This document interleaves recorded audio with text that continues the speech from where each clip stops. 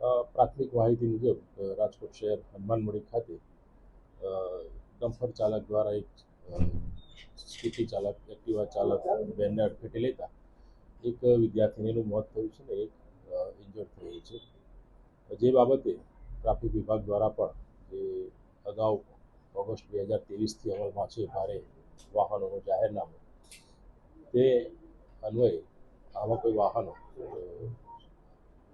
પ્રતિબંધિત સમયમાં રાજકોટ શહેરમાં પ્રવેશે નહીં તે માટેની નમૂનારૂપ કાર્યવાહી ટ્રાફિક શાખા દ્વારા કરવામાં આવશે. જાહેરનામું છે એ સવારના 8 થી 2 દરમિયાનનું છે, સાંજે 5 થી 9 દરમિયાનનું છે. પ્રવેશ નિબંધીનું જે બનાવ બન્યો છે આ સમયગાળા દરમિયાન બન્યો હોય, જે ડમ્પર ચાલક પકડાય છે અને પૂછપરછ દરમિયાન જે પણ કાર્યવાહી કરવામાં થતી હશે તે કરવામાં આવે. ડમ્પર ચાલક ત્યાંથી ડમ્પર મૂકીને જતો રહેલો હોવાનો અમે કીધું એ પ્રમાણે કે જે આવા પ્રતિબંધિત સમયમાં જે ભારે વાહનો પ્રવેશ કરતા હોય છે એના સામે ટ્રાફિક શાખા દ્વારા નમૂનારૂપ કાર્યવાહી હાથ ધરવામાં આવશે.